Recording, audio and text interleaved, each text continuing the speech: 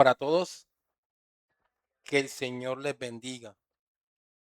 Le pido al Señor que en esta mañana su palabra corra y sea glorificada en medio de todos nosotros.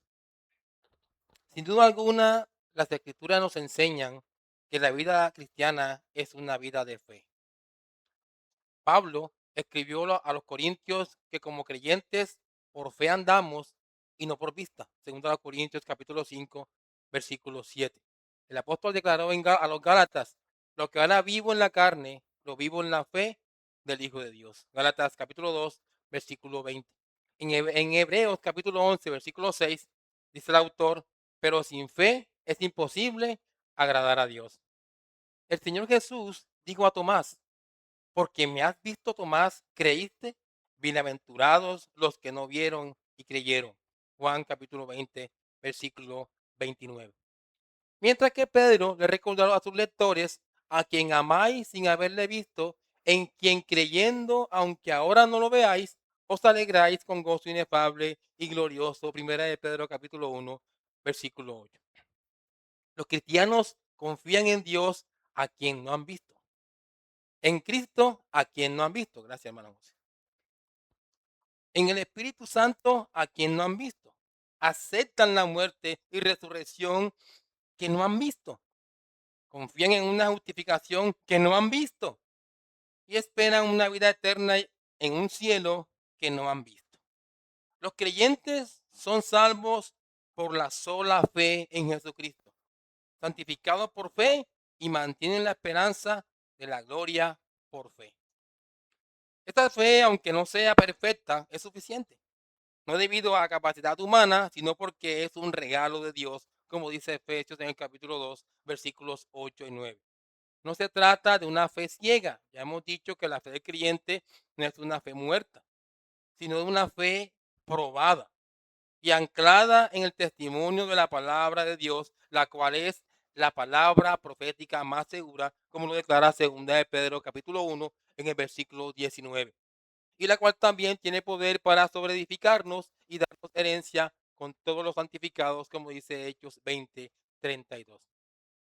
Así que a medida que el Señor se dirigía sin vacilar hacia Jerusalén, hacia su muerte, resurrección y ascensión, enseñaba a sus discípulos una serie de lecciones diseñadas como preparación para que ministraran en su ausencia. El Señor les enseñó acerca de la humildad, de los agravios, la gravedad del pecado, el matrimonio, el divorcio, el lugar de los niños en el reino, las riquezas terrenales, la verdadera riqueza, el servicio sacrificial y luego como una lección final sobre la fe. El Señor Jesús no estaba presente cuando comenzó el incidente que veremos ahora, por lo que los discípulos fueron retados a caminar por fe, no por vista, y sin embargo fallaron. Ellos estaban todavía en proceso de formación, caracterizado por falta de entendimiento y una fe superficial. En Marcos capítulo 8, versículo 17, el Señor los había reprendido. ¿No entendéis ni comprendéis? ¿Aún tenéis endurecido vuestro corazón? Y le refirió el versículo 21. ¿Cómo aún no entendéis? Así que lo que veremos ahora en el pasaje que estudiaremos hoy es un llamado a que el mismo Señor hace tanto a los discípulos como a los cristianos en general, a confiar en Él. Acompáñeme entonces al Evangelio de San Marcos, el texto que leyó nuestro hermano. Evangelio de San Marcos, capítulo 14, capítulo 9, versículo 14 hasta el versículo 29. Evangelio de San Marcos, capítulo 9, versículos 14 al 29. Síganme ahí en sus Biblias, es un texto largo. eh, Vamos a tener paciencia y a adentrarnos en esta historia. Así dice la palabra del Señor, Marcos capítulo 9, versículo 14 en adelante. Cuando llegó a donde estaban los discípulos, vio una gran multitud alrededor de ellos y escribas que disputaban con ellos. Y enseguida toda la gente, viéndole, se asombró y corriendo a él, le saludaron. Versículo 16. Él le preguntó, ¿qué disputáis con ellos? Y respondiendo uno de la multitud, dijo, Maestro, traje a ti mi hijo, que tiene un espíritu mudo. el cual donde quiera que le toma, le sacude y echa pumarajos y cruje los dientes y se va secando. Y dije a tus discípulos que lo echasen fuera y no pudieron. Y respondiendo él les dijo, oh generación incrédula, ¿hasta cuándo he de estar con vosotros? ¿Hasta cuándo os he de soportar? Traédmelo.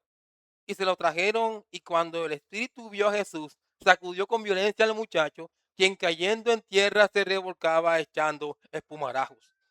Jesús preguntó al padre, ¿cuánto tiempo hace que le sucede esto? Y él le dijo, desde niño.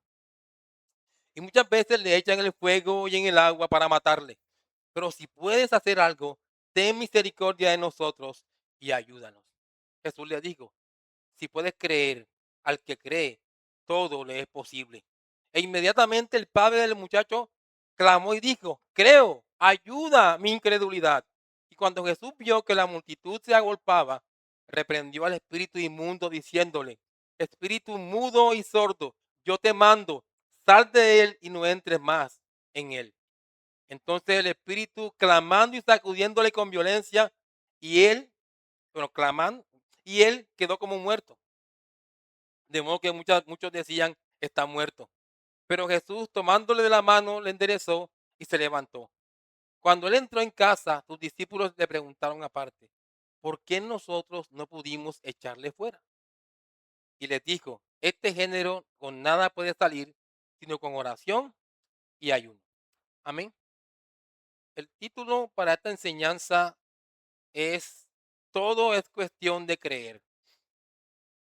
Todo es cuestión de creer.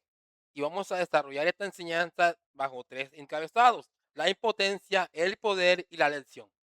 La impotencia, el poder y la lección. Recuerden entonces cuál es el título. Todo es cuestión de creer. Veamos entonces en primer lugar la impotencia. Comenzamos con los versículos 14 y 15 de Marcos capítulo 9. Cuando llegó a donde estaban los discípulos, vio una gran multitud alrededor de ellos y escribas que disputaban con ellos. Y enseguida toda la gente, viéndole, se asombró y corriendo a él, le saludaron. En estos momentos el Señor viene del monte de la transfiguración. Recordemos que en los versículos 2 y 3 de este mismo capítulo de Marcos se nos dice que el Señor Jesús tomó a Pedro, a Jacobo y a Juan y los llevó aparte a un monte alto y se transfiguró delante de ellos. Dice el versículo 3 del capítulo 9, y sus vestidos se volvieron resplandecientes, muy blancos como la nieve, tanto que ningún lavador en la tierra los puede hacer tan blancos. Así que mientras el Señor subía con tres de sus discípulos a la montaña, el resto se quedó abajo en el valle. Y luego que él regresa donde estaban ellos, los encontró rodeados de personas y disputando con los escribas. Ya hemos dicho que los escribas eran quienes se encargaban de copiar la ley y además eran expertos intérpretes de la ley, los cuales tenían la particularidad de estar buscando siempre desacreditar al Señor Jesús. En estos momentos los escribas estaban disputando con los discípulos del Señor. Esta palabra disputar se usa en el Nuevo Testamento para referirse a un debate, donde cada grupo que participa en el debate defiende su idea. Y esto es lo que está pasando en estos momentos. Mientras que los escribas seguramente con tono de burla y con deleite perverso intentaban ridiculizar a los discípulos al ver su incapacidad para sanar a un niño endemoniado, e incluso se le agregaba a la situación la multitud sorprendida por lo que veía. ¿Qué veía? A los discípulos del Señor incapaces de sanar a ese joven. Lo que quiere decir entonces que cuando el Señor llega a donde estaban los discípulos, los encontró en apuros, mientras intentaban defenderse de los ataques de los escribas. Y lo primero que pasa cuando el Señor llega es que las multitudes se agolparon inmediatamente donde estaba él, y resalto la reacción de la gente. Dice el texto, se asombró. La gente ve al Señor y se asombró. Esta palabra asombró en el idioma original significa más que un simple estar sorprendido. Esta palabra significa más bien que las personas se quedaron atónitas, conmovidas e impactadas ante la presencia del Señor.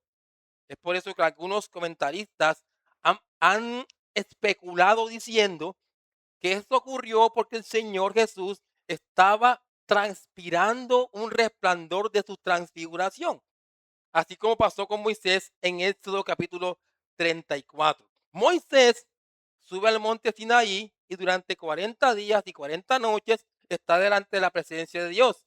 Y luego que baja, dice el versículo 29 de Éxodo 34, dice, y aconteció que descendiendo Moisés del monte Sinaí con las dos tablas del testimonio en su mano, al descender del monte no sabía Moisés que la piel de su rostro resplandecía después que hubo hablado con Dios.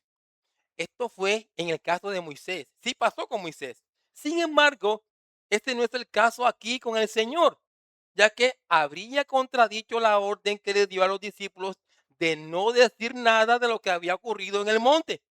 Dice Marcos capítulo 9, versículo 9, y descendiendo ellos del monte, les mandó a que a nadie dijesen lo que habían visto, sino que cuando el Hijo del Hombre hubiese resucitado de los muertos. Así que a la luz de esta prohibición, el Señor Jesús nunca habría hecho evidente ese acontecimiento sobrenatural.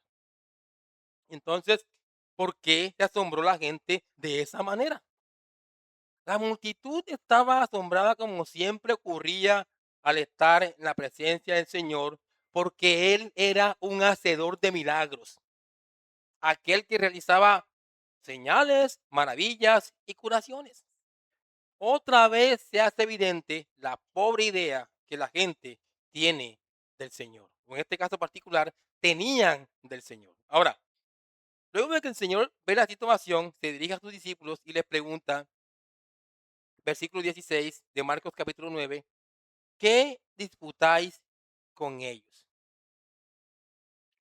¿Qué disputáis con ellos? Y noten que ante la pregunta del Señor, ninguno de los grupos en conflicto responde. Ni los escribas responden, ya veremos.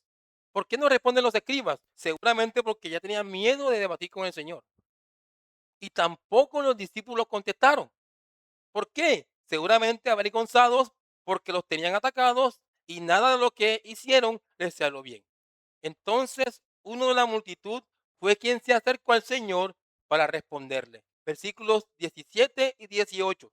Y respondiendo uno de la multitud, dijo, Maestro, traje a ti mi hijo, que tiene un espíritu mudo, el cual donde quiera que le toma, lo sacude, y echa pumarajos y cruje los dientes y se va secando. Y diga a tus discípulos que lo echasen fuera y no pudieron.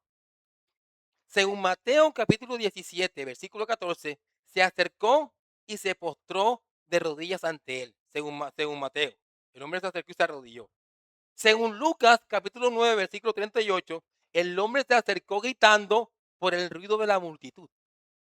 Según Mateo capítulo 17, versículo 15, cuando se dirigió a él, le dijo Señor. Aquí le dijo maestro, allá le dijo Señor. Así que había reverencia en la actitud de este hombre cuando se acercó al Señor. Y le cuenta muy desesperado y angustiado todo lo que estaba pasando con su hijo. Y noten cómo este hombre le cuenta al Señor la situación, hasta el punto que él discierne, el padre, el hombre discierne, se da cuenta de que todo el sufrimiento de su hijo era debido a una acción demoníaca. Y las expresiones, por ejemplo, lo sacude, echa pumarajos, cruza los dientes, se va secando, indican que este muchacho estaba siendo aplastado, roto en pedazos. Es por eso que estas expresiones describen de manera clara la violencia de los ataques del demonio sobre este muchacho. El demonio lo quería hacer trizas. Ante esta difícil situación, el hombre lleva a su hijo a los discípulos para que lo ayudaran y estos no pudieron hacer nada. Ellos no pudieron echar fuera al demonio. ¿Qué pasó aquí? ¿Qué pasó en estos momentos? ¿Por qué los discípulos no pudieron echar fuera al demonio? Si según Marcos capítulo 6, versículo 7, versículo 13, ya el Señor les había dado autoridad sobre estos espíritus malignos. ¿Por qué no pudieron? Y la respuesta a esta situación, a este interrogante, es que los discípulos tuvieron falta de fe. Su fe vaciló, dudaron, no confiaron en que el poder del Señor pudiera expulsar al demonio. ¿Qué tal? Los discípulos. Y en este sentido, lo que intentaron hacer, lo hicieron confiando en sus fuerzas y por eso fracasaron. Fracasaron. Los discípulos actuaron en estos momentos de la misma manera como actuamos nosotros los creyentes hoy en día. Nuestra manera pecaminosa de actuar es una evidencia de que actuamos en nuestras propias fuerzas y no entendemos que el poder del Señor es la fuente de la suficiencia y la perseverancia del creyente. No confiamos, vacilamos y por eso fracasamos en el proceso de santificación. Así que allí están los discípulos rodeados de un montón de gente que no creía en el Señor, actuando de una manera vacilante y dudosa. Por eso, la dura reacción del Señor. Lo que nos lleva ahora al segundo punto, el poder. El poder. Sin duda alguna, la situación que encontró el Señor en estos momentos le causó mucha rabia y mucho dolor. Versículo 19 de Marcos capítulo 9. Y respondiendo él les dijo: oh generación incrédula, ¿hasta cuándo he de estar con vosotros? ¿Hasta cuándo os he de soportar? Traédmelo. En Lucas capítulo 9, versículo 41, va a decir: oh generación incrédula y perversa. Vean cómo dice. Esta expresión muestra la tristeza, enojo y frustración del Señor Jesús ante la falta de fe, incredulidad y la dureza de corazón de la gente de su tiempo, incluyendo a sus discípulos, los cuales no eran más que unos hombres de poca fe, al no poder expulsar al demonio del joven. El Señor Jesús, a medida que pasaba su tiempo en esta tierra, no veía otra cosa que impiedad e incredulidad incredulidad en las personas que no entendían su propósito en esta tierra. Gente que no creía en él, gente que no confiaba en él. Eso es lo que veía en el paso del tiempo, en el paso de su estadía en esta tierra. Pura gente incrédula.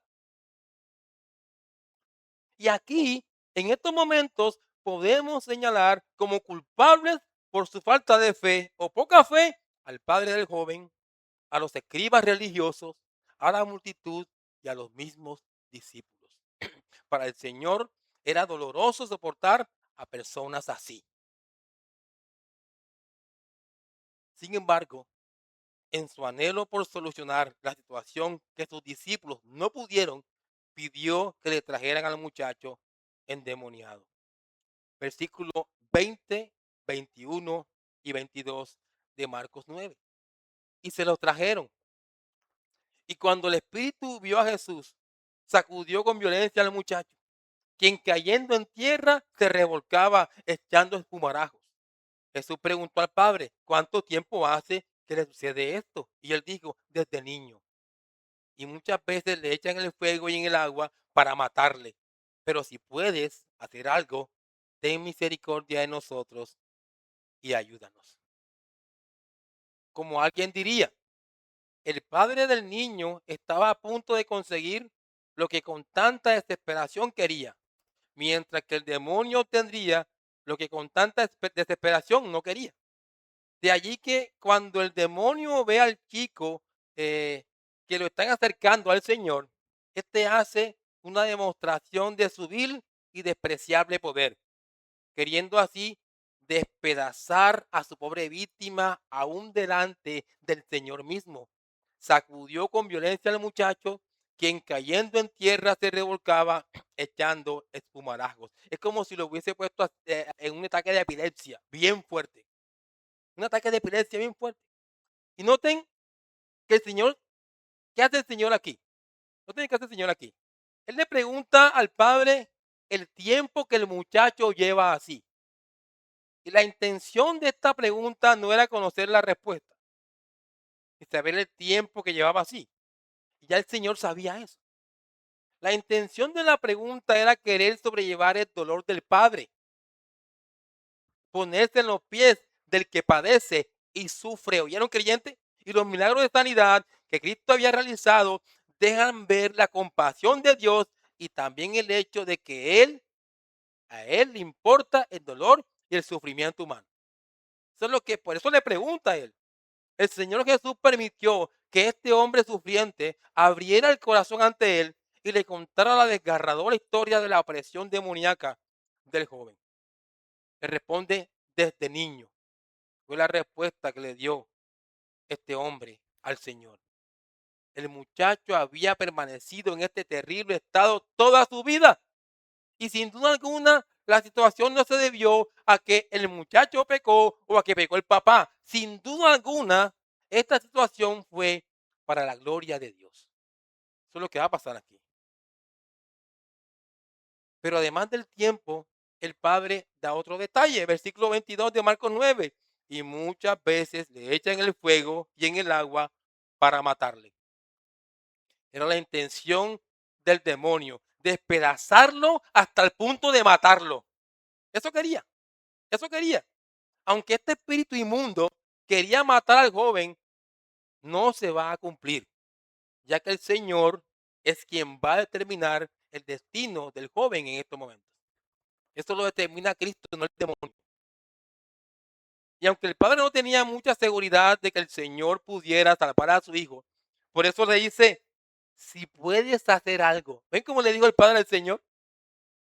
Si puedes hacer algo, increíble. La fe del hombre era débil e incompleta. Correctamente percibía que el Señor Jesús estaba dispuesto a liberar al muchacho, pero no estaba seguro de que el Señor tuviera poder para sanarlo.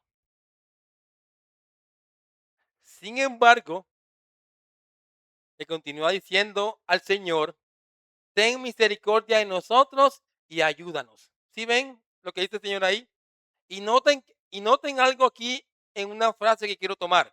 Él no dice ayúdalo. Él dice ayúdanos, porque esto también me afecta a mí. Es como si dijere, te ruego desesperadamente, ven a nuestro auxilio. ¿Qué implica entonces esta palabra ayúdanos? Implica que el dolor del hijo era también el dolor de toda la familia. Eso es verdad. Así es. ¿Qué implica? Que el problema afectaba la vida, la paz y el bienestar del padre. Imagínense que no lo afectara. ¿Qué implica también? Que había una carga emocional y física compartida por el sufrimiento del joven. Así que ante el grito de auxilio de este hombre al Señor, Él le va a contestar. Miren la respuesta del Señor. Versículo 23. Jesús le dijo inicialmente, si puedes creer, si puedes creer. Lo que esta expresión da a entender no es duda, no es duda. Quiero que miren bien esta expresión que pasa aquí. No es duda. Más bien es una exclamación de sorpresa de parte del Señor. Una mejor traducción sería, ¿cómo si tú puedes? ¿Me estás diciendo a mí que si yo puedo? Así sería la traducción. ¿Me estás diciendo a mí que si yo puedo sanar a tu hijo? Miren, a la luz del amplio ministerio del Señor de sanar enfermos y expulsar demonios, ¿cómo podía estar en duda su capacidad de expulsar demonios? Es como si el Señor le dijera, la cuestión no es si yo puedo, la cuestión es si tú crees. Es por eso que Él le va a continuar diciendo, al que cree, todo le es posible. Esta enseñanza es muy importante. Ahora, veamos aquí inicialmente, óigase bien, ¿qué no quiere decir esta frase? Veamos inicialmente, hermanos, qué no quiere decir esta frase. Porque lo que no quiere decir esta frase se enseña hoy. Inicialmente, ¿qué no quiere decir la frase esa? Al que cree todo es posible. ¿Qué no quiere decir? Que la fe es una varita mágica para controlar a Dios y ordenarle que haga o te dé lo que tú quieres. Esto no quiere decir. ¿Qué otra cosa no quiere decir? Que si tenemos fe, esa fe es premiada con riquezas, salud y éxitos en este mundo. Eso tampoco quiere decir. ¿Qué otra cosa no quiere decir? Si tienes fe, Dios está obligado a darte lo que tú quieras. ¿Y qué otra cosa más no quiere decir? Si tienes fe, no sufrirás. Y si sufres o padeces alguna situación difícil, es porque no tienes la suficiente fe. Eso no quiere decir. Y todo esto se enseña acerca de esta frase, todo esto se enseña acerca de la fe en general. Y a pesar de que mucha gente cree estas cosas, estas enseñanzas son mentiras. Ahora veamos qué significa verdaderamente esta frase. Debido, oigan bien, debido a nuestra incapacidad humana para buscar a Dios, dice Génesis capítulo 6 o Génesis capítulo 6 versículo 5, da a entender que todo lo que procede de nosotros está corrupto. Solamente cosas malas emanan de nosotros debido a nuestro corazón malo. Esto va a entender Génesis 6:5. Y Romanos capítulo 3, versículos 10 y 11 nos dice que no hay justo ni a uno, no hay quien entienda, no hay quien busque a Dios. Así que debido a esta incapacidad que tenemos para buscar a Dios, la única manera de que podamos acceder a su poder y lograr lo imposible en nuestra vida, ¿qué es lo imposible? Confiar en Dios es que creamos. Es que creamos. La única manera de que podamos acceder al poder de Dios y lograr lo imposible para nosotros. ¿Qué es lo imposible para nosotros? Confiar en Dios. La única manera para confiar en Dios es que creamos en Dios. Es la única manera. Que tengamos el don de la fe. No hay manera alguna humana que se pueda lograr para buscar a Dios y honrarle, sino mediante la fe. ¿Qué es la fe? Dice Hebreos capítulo 11, versículo 1, es pues la fe, la certeza de lo que se espera, la convicción de lo que no se ve. Esta definición no es otra cosa que confiar en Dios, en sus palabras, en sus promesas, confiar en Él como soberano, en Él como Dios de gracia, en Él como todopoderoso. Y cuando alguien confía en Dios de esta manera, camina en su voluntad.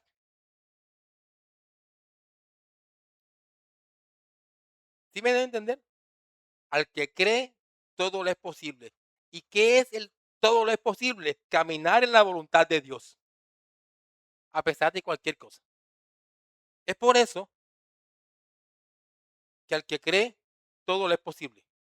Esta palabra posible que aparece allí, en el idioma original es dunatos. También se desprende de esta palabra dunami, dinamita. Esta palabra dunatos, cuyo significado es poderoso, fuerte o capaz. Y además la palabra se deriva del verbo dunamai, el cual significa tener poder o ser capaz. Esto significa que cuando una persona ha creído en el Señor Jesucristo o ha depositado su confianza en Él, el poder del Espíritu Santo obra en ella no solo para regeneración, sino también para capacitarlo a vivir en santidad. Así que si una persona cree, no importa las circunstancias que esté viviendo en su vida, esa persona confiará en el Señor, caminando así en la voluntad de Dios. Eso es lo que es posible. Al que cree, todo lo es posible. Ahí está. Caminar en la voluntad de Dios. Eso es lo que es. Y no estoy hablando de perfección moral donde la persona que cree no pecará. El que cree sí pecará, pero no se deleitará en el pecado, sino que se arrepentirá de ese pecado y seguirá en ese sentido corriendo la carrera cristiana con los ojos puestos en Jesús, el autor y consumador de la fe, como lo declara Hebreos capítulo 12.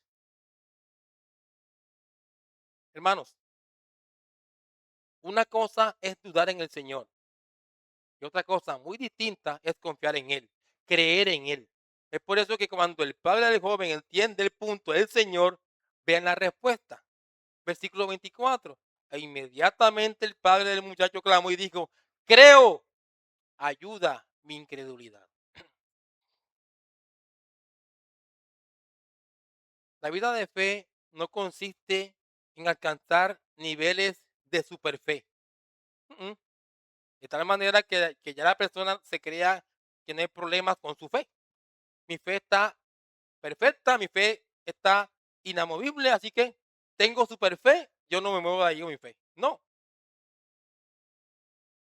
no. Y entonces tengo super fe y no tengo dudas y no tengo luchas. No, no, no, no, así no es. La vida cristiana no es así. Nosotros, aunque creamos, todavía tenemos pecado remanente. Todavía está el viejo hombre molestándonos, fastidiándonos. Y en este sentido, no importa el nivel de madurez espiritual que hayamos alcanzado, siempre estaremos luchando con la duda. Por eso debemos buscar al Señor. Eso es lo que vemos que va a suceder ahora con el padre del muchacho, el cual fue sincero para admitir que aunque creía en el poder del Señor Jesús, luchaba con la duda, luchaba con la duda. Así como suplicó desesperado que el Señor librara a su hijo del demonio, también rogó para que le ayudara a liberarse de su incredulidad.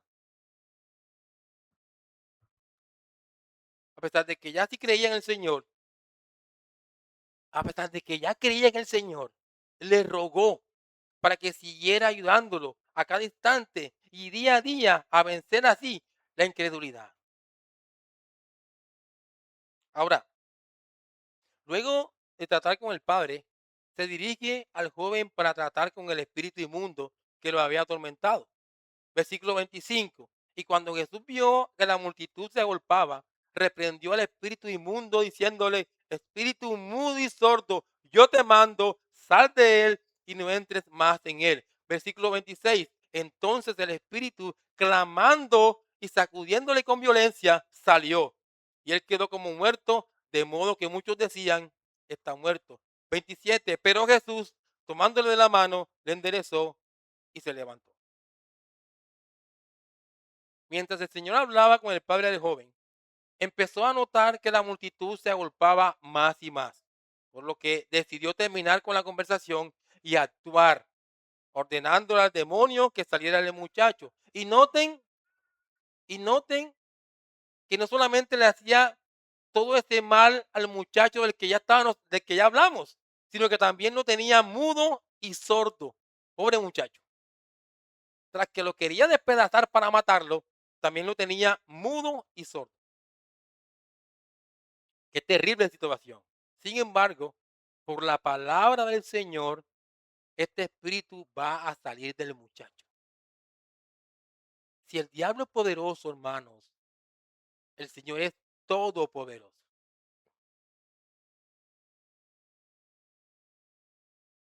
Por la palabra va a salir. ¿Y saben qué? Para no volver más. Fue la orden del Señor. No vuelvas más. Y si Él habla, las cosas se cumplen. El demonio debe cumplir lo que el Señor le está diciendo. Pero a pesar de que ya debía salir y dejar libre a su víctima, la quiso rematar.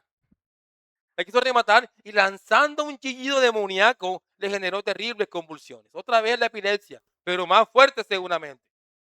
Por eso la expresión clamando y sacudiéndole con violencia. Y luego salió. Y el muchacho quedó ahí tendido, rígido e inmóvil. Incluso parecía que no respiraba. Hasta el punto que la gente decía, ese muchacho se murió. Sin embargo, mis hermanos, en los planes del Señor no estaba que muriera el muchacho. No estaba. Es por eso que lo levanta con ternura y se lo entrega a su padre, aunque agotado, ya libre del azote demoníaco. Ahora miren, aunque la gente de la multitud viera esta situación como un show más, un espectáculo más de el hacedor de milagros, aunque lo viera así, la liberación de este joven deja un mensaje muy claro, que tanto la gente de ese tiempo como nosotros que escuchamos debemos tener presente. ¿Cuál es ese mensaje? Que el Señor Jesucristo es el Hijo de Dios, el Mesías prometido, aquel cuyo mensaje venía de parte de Dios y el cual los hombres deben escuchar. Él es el Cordero de Dios que quita el pecado del mundo. Él es en quien deben creer y confiar las personas. Ese es el mensaje. La gente debe confiar en ese Cristo que está allí haciendo milagros. El milagro para que se dieran cuenta que Él es enviado de Dios y que sus palabras son verdaderas y que en Él deben creer y depositar su confianza. Ese es el mensaje que deja el milagro. Hasta aquí entonces nuestro segundo punto. Veamos el tercer punto y no menos importante, la lección. La lección. Versículo 28. Cuando Él entró en casa, sus discípulos le preguntaron aparte, ¿por qué nosotros no pudimos echarle fuera?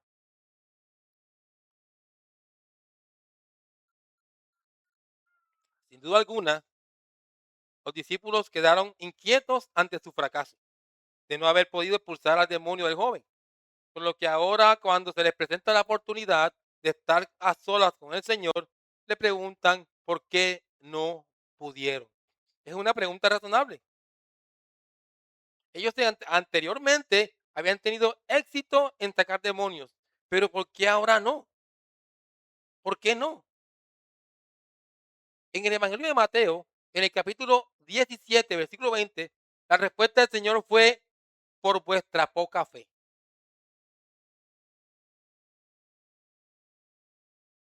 Por vuestra poca fe. Y aquí, versículo 29, les va a responder, este género con nada puede salir, sino con oración y ayuno. La idea de esta frase no es que se requiera una fe especial para vencer a determinada clase de demonio. No. La idea de esta frase apunta a que los discípulos no pudieron sacar el demonio del joven porque habían descuidado la oración. Se volvieron o se habían vuelto negligentes en orar. Esa es la idea. Y cuando alguien se vuelve en el cristianismo, en su profesión de fe y que dice que es cristiano, cuando alguien se vuelve negligente en orar o su oración no es humilde, la soberbia va a surgir y todo va a querer hacerse según sus propias fuerzas. ¿Y dónde termina una vida donde la persona quiere hacer lo que él quiere? En fracaso. Una vida donde la confianza en el Señor se ha ido. Es por eso que la oración es importante en la vida del creyente. Y aunque algunos la definen la oración como una comunicación continua y sincera con Dios, comparable a la acción de respirar, la oración, hermanos, es algo que evidencia cuánta necesidad y dependencia tenemos de Dios. Es por eso que en Efesios capítulo 6, Pablo nos da a entender Pablo que la armadura del creyente no sirve sin la oración. No se ajusta nuestra alma si no tenemos la oración de continuo en nuestra vida. Como alguien diría, una vida de dependencia total de Dios se cultiva mediante la oración constante, reconociendo nuestra propia fragilidad y la necesidad de su guía en cada decisión. La oración, termina diciendo este autor, es el medio principal para entender que sin Dios no podemos hacer nada.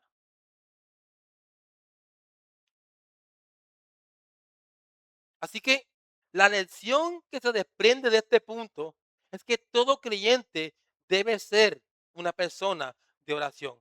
De lo contrario, su fracaso será evidente. Amén.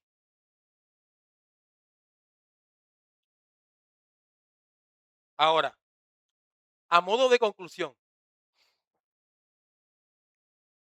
¿saben por qué el mundo es tan malo? Vamos a concluir la enseñanza y después damos la aplicación e invitamos a los incrédulos. Pero quiero concluir y empiezo con esta pregunta. ¿Saben por qué el mundo está malo? ¿Saben por qué donde quiera que vamos estamos atentos a que otras personas no nos vayan a robar o nos vayan a hacer cualquier cosa mala?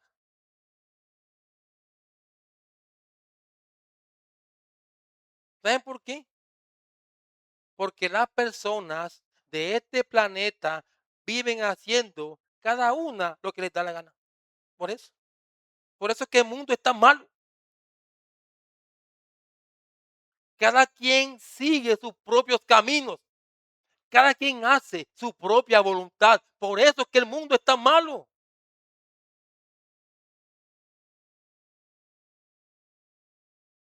Y de una vida así es que nos rescata el Señor.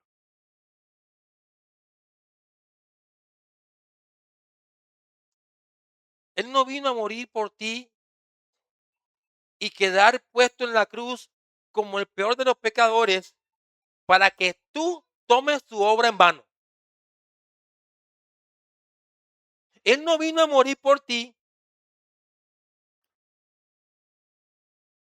o Él vino a morir por ti, Él vino a morir por ti para hacerte una nueva criatura, para regenerarte.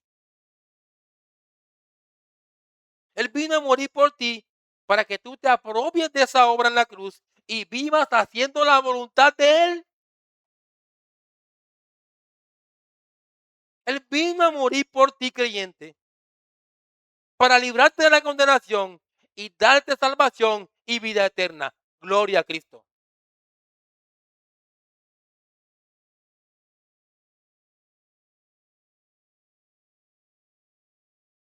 Apliquemos la enseñanza, mis hermanos.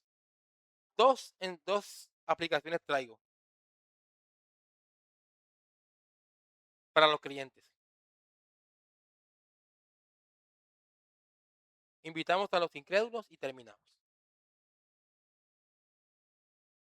Primera aplicación.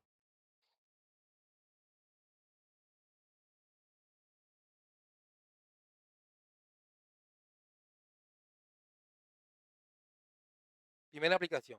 Quiero que los creyentes mediten en esto que vamos a decir ahora. No se apresuren, mediten en lo que vamos a decir. Mediten en las dos aplicaciones que tengo para ustedes.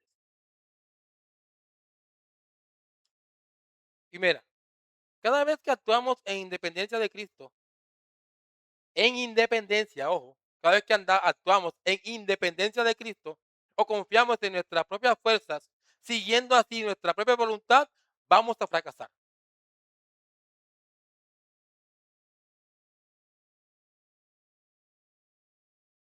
¿Por qué hay tanta gente en la religión y no muestra ni pizca de crecimiento espiritual, evidenciándose así una vida donde el pecado no es mortificado y la gracia de Dios no es apreciada? ¿Por qué?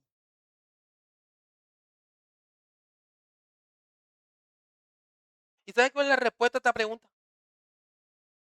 Es porque las personas, aún en el cristianismo, viven haciendo su propia voluntad. Miren cómo la gente se porta aún siendo cristianos. Esto es. Hay mucha gente hoy en día que se hace llamar cristiano, pero con su vida muestran que están descuidando la salvación. ¿Y saben por qué?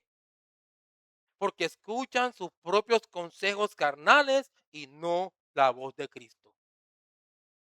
Por eso les digo, hermanos, ¿hasta cuándo seguiremos así?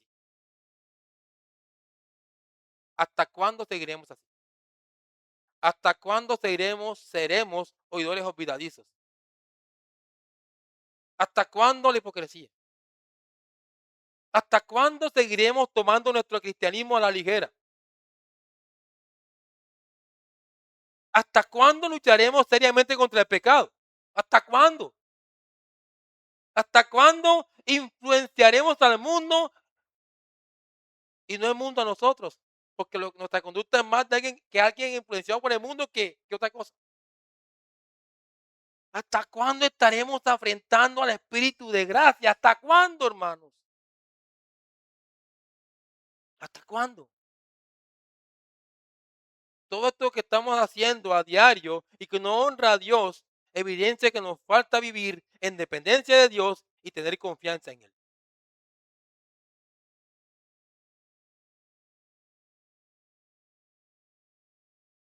Y en segundo lugar,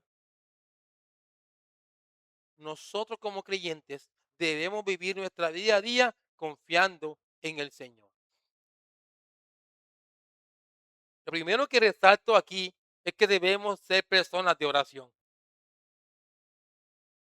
Cuando alguien es persona de oración, uno lo nota en su conducta. Y son personas confiables. Si tú disiernes que alguien seriamente es de oración, confía en esa persona, por decirlo de esa manera. Este no te va a traicionar, no va a hablar espalda mal de ti, no va a ser indiferente a ti. Confía. Quien ora, quien es persona devota a la oración y confía en el Señor, es una persona digna de confianza.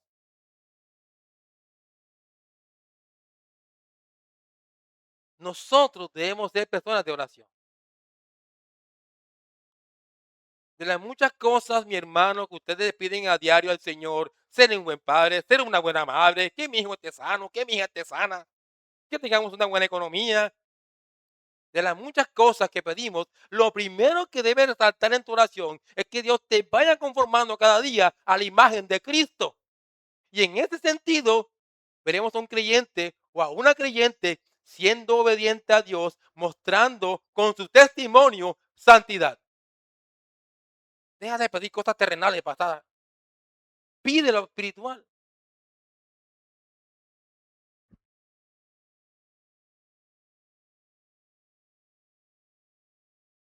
Lo otro que será no evidente cuando vives confiando en el Señor es que serás un estudiante serio de las Escrituras. Y tiempo no tendrás para chisme cuando medites en la palabra del Señor en cada momento. No tendrás tiempo para chismosear y hablar de nadie. No tendrás tiempo para odiar a otros. Si estás constantemente en la dinámica de conocer más y más el consejo de Dios. ¿Sabes por qué?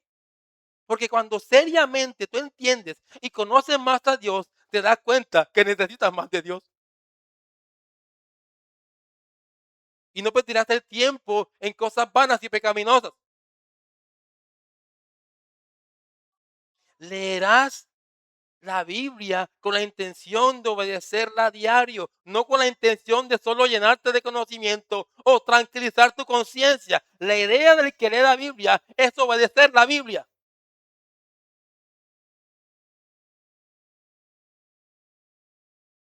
Otra cosa que quiero resaltar aquí es que cuando nosotros como creyentes confiamos en el Señor, sea que estemos enfermos o estemos sanos, sea que seamos pobres o seamos ricos, sea que tengamos problemas o no, sea cual sea la circunstancia que estemos padeciendo, seguiremos confiando en Él. Esto quiere decir que seguiremos siendo obedientes a su palabra.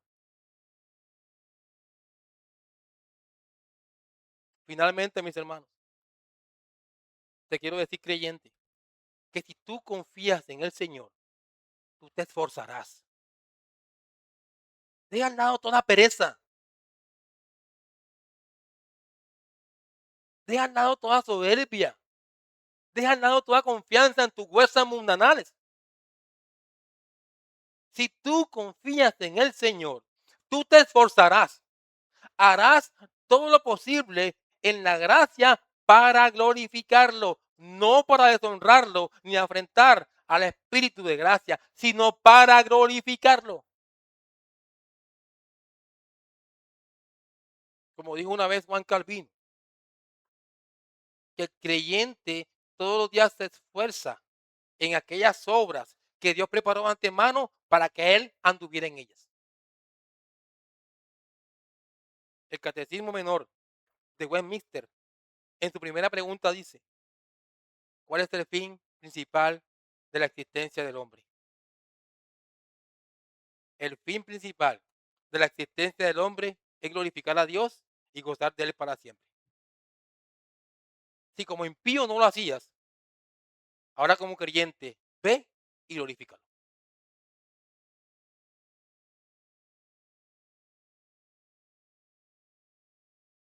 Finalmente, a los no creyentes que están en esta mañana aquí, les voy a decir esto con todo el respeto que se merece, pero se lo voy a decir. Para las personas que no creen en estos momentos, les digo que ustedes son como los de la multitud, indiferentes al Señor. Indiferentes. Tú buscas cualquier cosa menos a Cristo. Y no te importa lo que sea. Si Cristo bendice, no te importa. Si Cristo maldice, tampoco te importa. Así eres tú, incrédulo. Así eres tú. No nos tapemos las cosas. Así son. Así lo enseña la Biblia. A ti no te importa si Cristo bendice o Cristo amenaza. Te da igual. Así eres tú. Miren,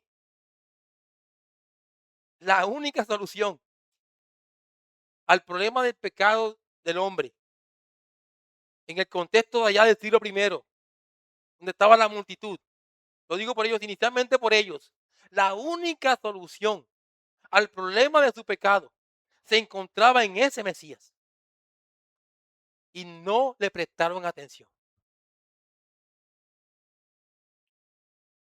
Veían y veían los milagros del Señor, escuchaban sus enseñanzas y nada les sirvió de nada porque no creyeron en Él. Qué tristeza. Ustedes, que incrédulos, que están aquí ahora, seguramente han escuchado una y otra vez acerca de Jesucristo y su obra en la cruz. Han escuchado el Evangelio y simplemente no les importa. Yo les pregunto, ¿por qué desafías al soberano? ¿Por qué lo desafías? ¿Por qué expones tu alma al fuego eterno? ¿Por qué?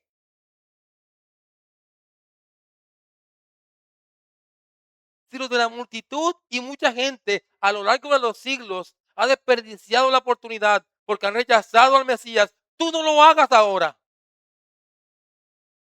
No pases en esta vida sin creer porque te condenarás.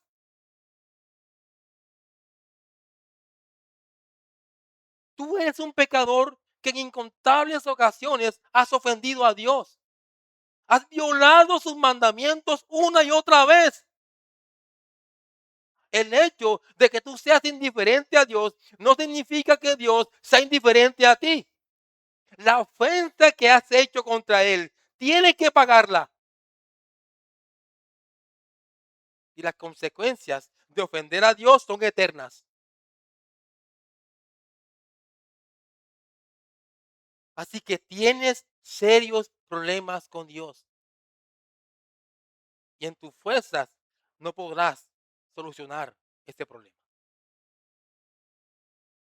Es por eso que necesitas humillarte delante de ese Dios y le ruegues por misericordia y por gracia del cielo. Y en ese sentido, te arrepientas de tus pecados y creas en el Señor Jesucristo. Hazlo antes que sea demasiado tarde. Vamos a orar.